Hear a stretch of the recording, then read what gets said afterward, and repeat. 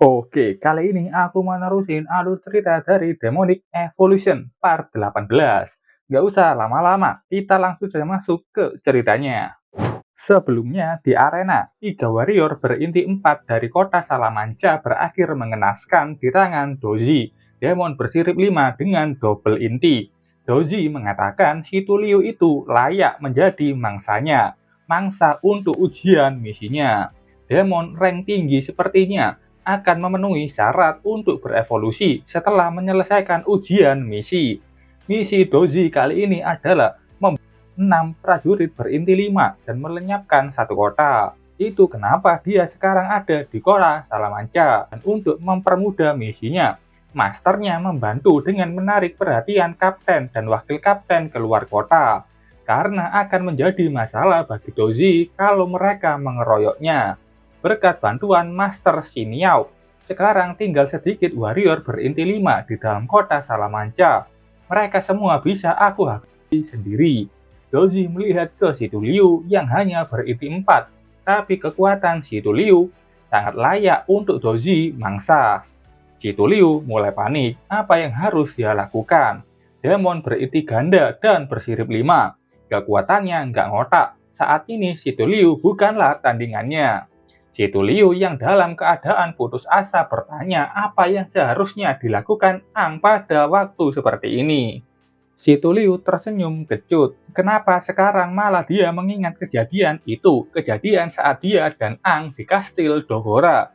Doji mengeluarkan teknik api di tangan kanannya. Okelah, kau sudah menghabiskan banyak waktuku. Dan terima kasih sudah sedikit menghiburku.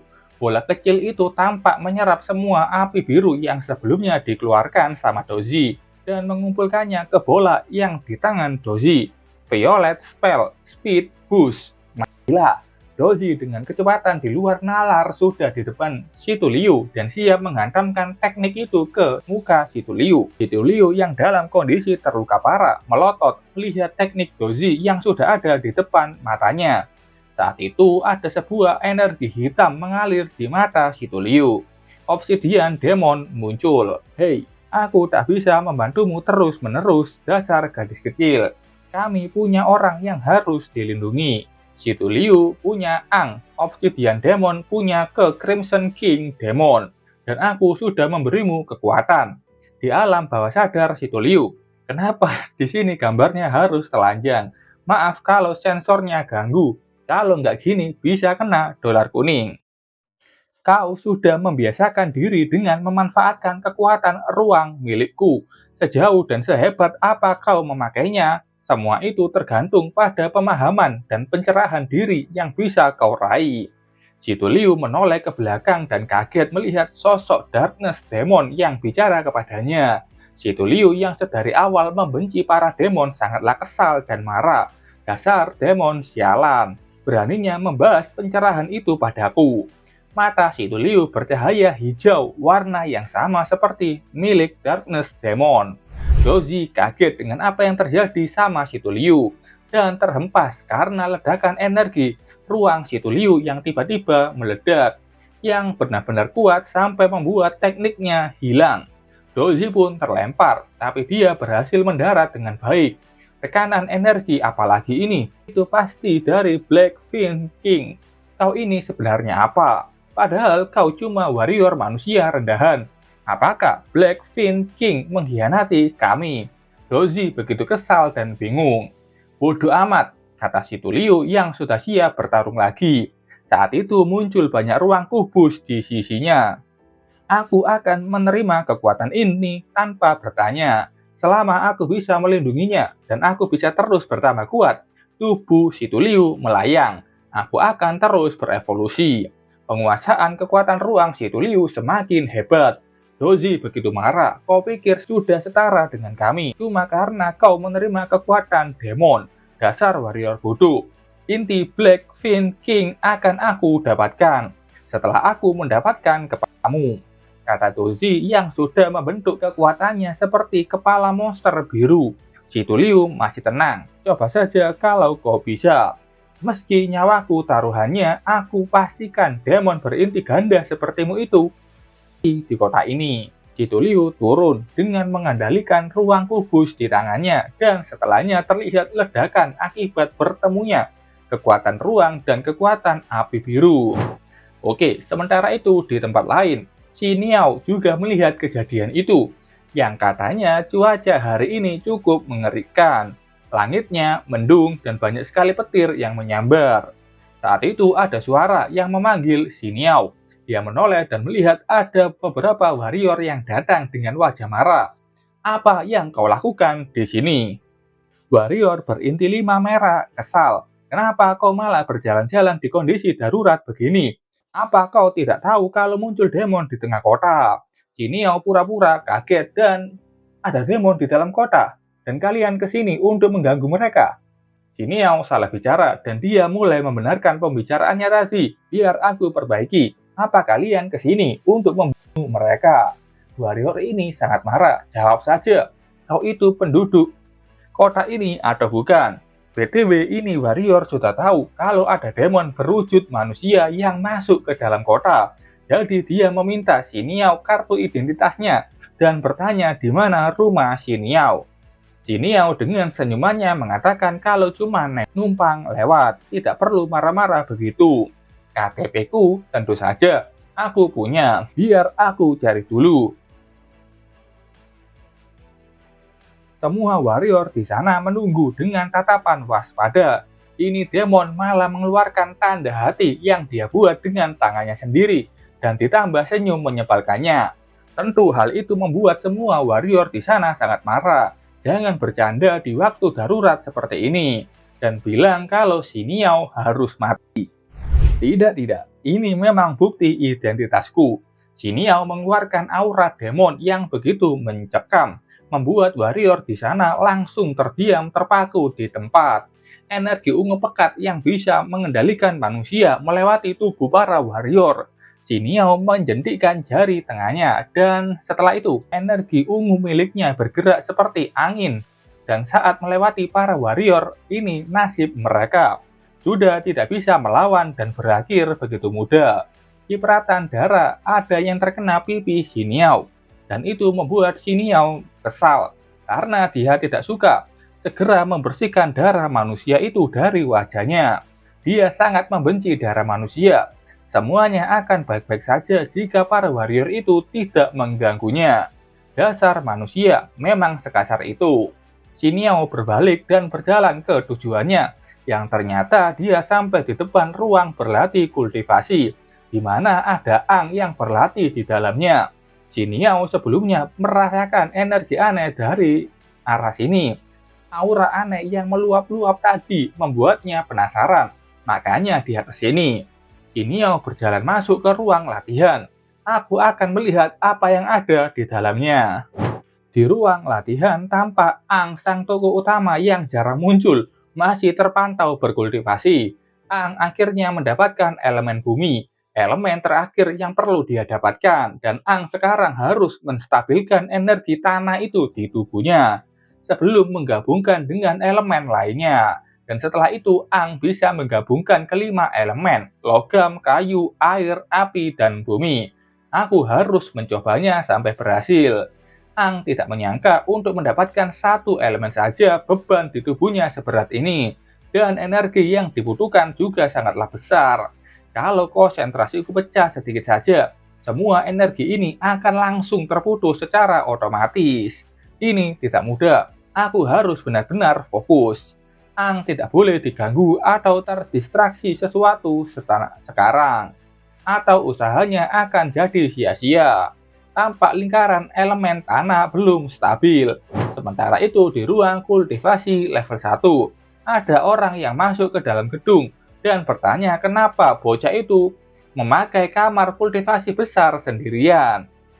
Pemilik gedung ini mengatakan kalau bocah itu adalah sugar baby. Bos ini mendesah apakah nona kaya itu akan menyukainya. Dan saat itu mereka mendengar sebuah berita darurat dari televisi yang membuat semua orang di sana melihatnya. Demon muncul di dalam kota, dimohon kepada semua warga untuk tinggal di dalam rumah. Saat berita masih tersiarkan, ada orang yang masuk ke dalam ruang kultivasi Dan orang itu adalah demon yang dibicarakan di dalam berita. Si Niao, dia berjalan sampai masuk ke sana. Bos ini hanya melotot melihat pria aneh itu masuk ke gedungnya. Ada satu orang berani yang menghentikan si Niao. Hei, kau itu bukan warrior, bukan? Apa kau tidak dengar pengumumannya? Ada demon di tengah kota, dan tempat ini ditutup sementara waktu. Orang ini menyuruh si Niao segera keluar, tapi si Niao tidak peduli dan berjalan melewatinya, seakan orang itu tidak pernah ada. Dan kali ini bosnya yang marah, karena si Niao tampak berjalan mau masuk ke dalam tanpa bicara kepadanya sang pemilik. Dan ini hasilnya. Tubuh mereka sudah tidak berbentuk sempurna dan menjadi korban mudah bagi si Niao. Jadi ruang kultivasi ini khusus warrior. Jangan-jangan energi dan aura itu dari warrior manusia. Si Niao berjalan masuk dan penasaran yang mana kamarnya. Ada aura yang keluar dari lorong tersebut. Karena tidak tahu di mana tepatnya ruang latihan Ang, si Niao berjalan masuk ke setiap ruangan dan membuat warrior yang ada di dalam menemui dewa kematian. Si Niao tidak peduli dan terus mencari di mana keberadaan aura yang membuat dia penasaran. Di dalam ruang latihan, Ang terus berkonsentrasi dengan latihannya. Tapi dia tahu energi dan mentalnya sudah terkuras habis. Ang harus bertahan lebih lama, karena proses stabil elemen tanah hampir selesai. Si Niao sudah ke ruang latihan terakhir yang terlihat sangat besar dibanding lainnya. Si Niao mengeluarkan kekuatannya dengan tawa penasaran warrior manusia di dalam ruang ini. Terimalah salamku. Si Niao menyerang ruangan itu dengan serangan telapak tangan yang berlapis kekuatannya. Tapi saat itu ada tangan merah yang keluar dari dalam ruangan. Serangan si Niao sudah sampai, tapi anehnya pintu tersebut tidaklah hancur dan tetap utuh. Si Niao bingung dan kaget kenapa pintu ini tidak jebol. Dan sensasi yang dia rasakan ini, si Niao kaget saat melihat ada sebuah bayangan tangan merah yang keluar dan menahan serangannya dengan mudah. Bayangan tangan itu menjadi utuh dan terlihatlah tangan demon merah yang kita kenal sebagai Crimson Demon King. Crimson King keluar dari sana membuat si Niao bertukuk lutut merasakan cengkraman tangannya. Si Niao tahu siapa yang ada di hadapannya ini. Dia adalah demon bersirip 8 Crimson Demon King. Dia bertanya kenapa Crimson King ada di sini. Crimson King menyuruhnya diam dan tidak berisik. Dengan menekan tangan si Niao sampai dia merasakan rasa sakit luar biasa. Dengan tangan di mulutnya, Crimson King menyuruh si Niao tetap diam. Dia sedang melewati fase yang sangat penting. Aku sendiri menantikan evolusinya. Crimson King ingat, dia langsung memasang pelindung kedap suara ke dirinya dan si Niao agar tidak mengganggu Ang di dalam sana. Si Niao panik dibuatnya. Dia mengatakan kalau Crimson King ini yang ada di legenda. Kenapa dia ada di sini? Legenda dan rumor ya. Tampaknya aku sudah terpatri dalam mitos semata. Mereka pasti hidup terlalu damai sekarang. Yang dia maksud ini adalah penguasa demon saat ini yang dari chapter awal disinggung. Kayaknya mengkhianati Crimson King. Makanya dia menuju ke tubuh Ang untuk melakukan rencana besarnya dan membuat Ang menjadi wadahnya. Apa kau bawahan dari Raja Ametis? Crimson King bertanya ke si Niao. Bagaimana kekuatan pasukanmu sekarang? Apa bedanya dengan yang dulu? Si Niao langsung bersujud, dia membenarkannya. Dia adalah bawahan Demon King Ametis. Para yang mulia adalah eksistensi terkuat di ras demon, termasuk Anda yang mulia Maharaja Crimson. Crimson King tertawa. Aku dengan kondisiku dan statusku sekarang tentunya berbeda. Dia bilang si Niao ini cukup kuat sebagai jenderal pasukan Raja Ametis. Dia melihat keluar dan melihat adanya demon lain dan bertanya apakah itu dari pasukanmu juga. Si Niao membenarkannya itu adalah muridnya dan dia ke sini untuk menguji kekuatannya. Para yang mulia memberikan kesempatan untuk membuktikan kekuatannya. Jika dia berhasil, dia akan dikaruniai kekuatan dan akan berevolusi. Crimson King tersenyum senang. Misi untuk membunuh warrior manusia dan memusnahkan kota. Itu adalah aturan yang aku tetapkan dulu. Sungguh menyenangkan rasanya. Crimson King bilang, tapi kau tidak perlu ikut campur urusanku. Aku tidak ingin diganggu siapapun. Perkataan itu membuat Jin Yao panik. Urusannya di sini adalah Ang, yang memang ingin dia buat Ang itu sekuat mungkin. Jin Yao yang masih tertunduk bertanya, bukankah dia cuma warrior manusia rendahan? Yang mulia, apa orang itu benar-benar pilihanmu? Yang mampu memancarkan energi aneh sedahsyat ini. Dia adalah rahasia kecilku. Aku tidak bisa membiarkanmu mengetahui keberadaannya atau melaporkan pada Raja Ametis maupun yang lainnya. Raja Ametis sepertinya Raja Demon lainnya, bukan si Darkness atau Obsidian ini. Jin Yao panik, dia memohon ampunan ke Crimson King. Dia berjanji akan menutup mulutnya selamanya. Dia adalah bawahan Raja Ametis. Tapi siapa yang peduli? Crimson King dengan cepat membungkam mulut Jin Yao, dan wujud Jin Yao sudah tak terlihat lagi. Crimson King tersenyum, dengan begini sudah cukup. Ada rahasia lain yang tidak boleh diketahui oleh dunia. Crimson King kembali masuk ke dalam ruang latihan. Dia memuji perkembangan Ang yang mengesankan. Ang bisa mewujudkan beragam energi elemen secara sadar sekaligus. Meski kau tidak lebih dari manusia biasa, dengan struktur tubuh pada umumnya, Ang bisa memadukan kelima elemen di dalam tubuhnya, dan itu serakah sekali. Tapi bukan berarti Crimson Demon menentangnya. Crimson King justru menyukainya. Dia melihat Ang dengan santai seperti melihat Pokemonnya yang mau berevolusi. Crimson King tertawa, kau pasti sedang kesakitan di sana, karena kau tidak bisa merasakan kehadiranku yang tepat ada di sekitarnya. Oh iya, ini baru pertama kali Crimson King keluar dari tubuh Ang. Biasanya dia merasuki tubuh Ang dan mengambil alih tubuhnya, dan kali ini dia keluar dalam wujud roh miliknya. Lanjut, Ang bisa memaksa kelima elemen berinteraksi di dalam tubuhnya. Secara bersamaan, Ang bisa mengoptimalkan suhunya. Itu saja sudah cukup beruntung bagi Ang. Bisa masuk ke dalam mode alam bawah sadar secara sempurna, termasuk mustahil bagi manusia biasa. Ang, warrior manusia terkuat dalam sejarah umat manusia. Ternyata keputusanku benar, memilihmu sebagai wadah. Okelah, sudah waktunya kembali ke tubuhmu, agar tidak mengganggumu juga. Aku sengaja keluar memakai wujud roh, yang mana banyak menghabiskan energi fisikku. Semua ini sepadan bagiku. Kenaikan dan kebangkitanmu sangat tinggi, dan itu menguntungkanku juga. Crimson King tersenyum, tapi saat itu terlihat ada sebuah percikan petir di elemen tanah milik Ang. Petir itu mulai mengalir ke seluruh elemen yang dimiliki Ang, membuat Crimson King kaget melihatnya. Petir itu mulai keluar dari tubuh Ang. Aliran petir itu mulai mengelilingi tubuhnya. Cuaca di sekitar ruang latihan berubah, dan tiba-tiba ada awan hitam dan petir yang muncul. Crimson King melotot, tidak menyangka dengan hasil ini. Dia melihat ke atas, dan ada sebuah kilatan petir besar yang menghantam ruang latihan di mana Ang berlatih. Petir putih dengan kuat membelah gedung itu menjadi dua. Crimson King yang masih di luar pun harus memakai sebuah shield untuk tidak terkena efek petir putih itu.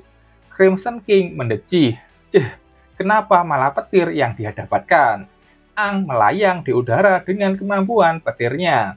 Ang tidak berhenti, dia tampak sedang menggabungkan kelima elemen di tubuhnya sekaligus.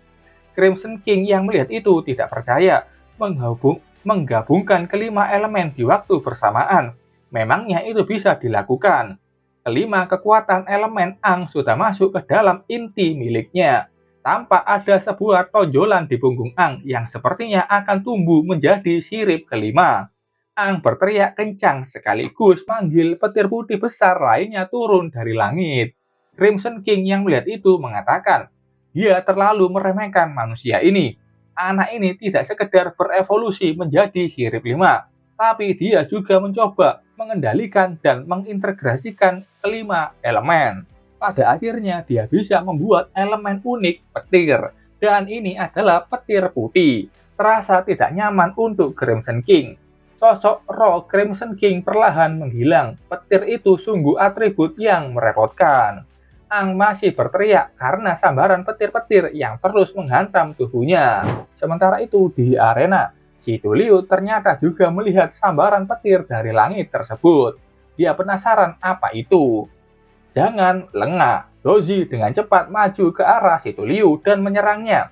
Tapi si Liu berhasil menahan itu dengan kemampuan ruang miliknya. Kau benar-benar mengejutkanku. Kekuatan sebesar itu ada di tubuh bersirip 4. Kau memang memiliki kekuatan Darkness Tin King. Si Liu yang menahan itu tahu dia tidak akan bisa bertahan lama lagi.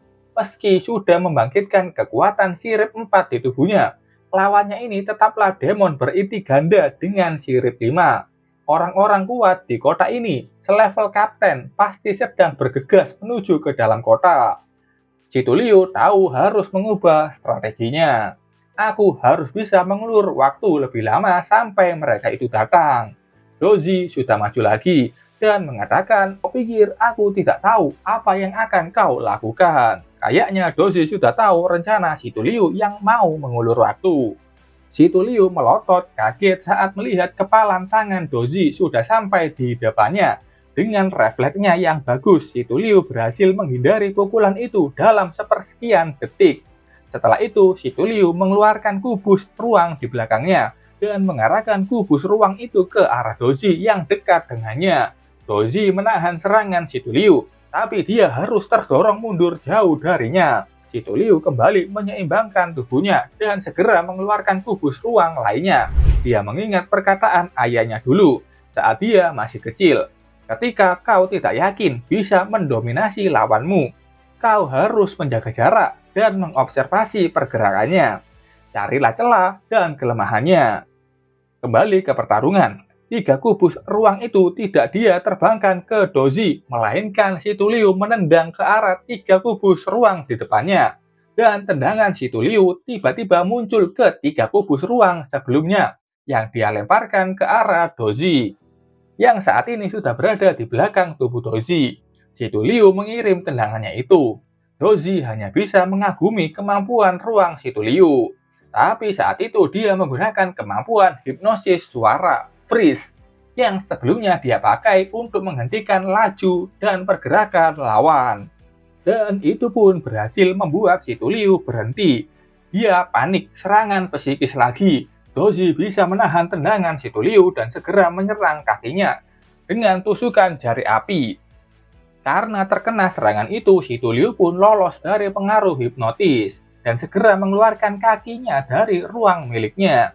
Kakiku benar-benar terluka parah. Kalaupun aku bisa beregenerasi, waktunya tidak cukup bagiku untuk menyembuhkan secara total. Kota yang menarik perhatian kami dan sudah ditakdirkan untuk mati menjadi reruntuhan. Kalaupun aku gagal, oh iya, mana mungkin aku gagal di sini. Tapi itu cuma perumpamaan.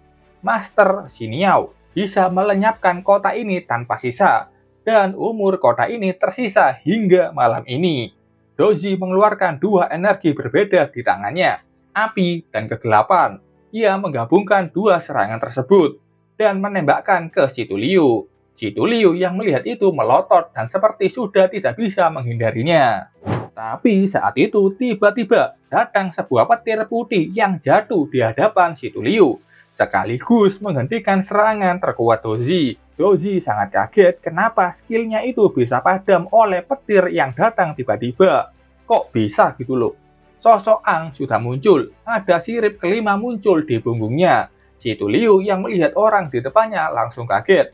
Demon bersirip 5 lainnya menyelamatkanku.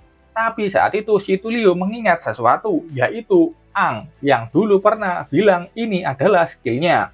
Dan aura ini dia tahu adalah milik Ang. Ini wujud Ang yang sudah dalam mode demon bersirip 5, wujud dewa petir. Wow, ini keren banget. Aku sangat suka dengan model rambut Ang yang baru dan terlihat ada pola merah di dahinya yang mirip dengan Crimson King. Oke, itu tadi rangkuman dari 3 karakter terbaru Demonic Evolution. Aku akan nunggu 3 karakter terbaru lainnya untuk lanjutin part selanjutnya. Terima kasih buat kalian yang sudah nonton videonya sampai selesai. Sampai ketemu di video selanjutnya. Bye-bye.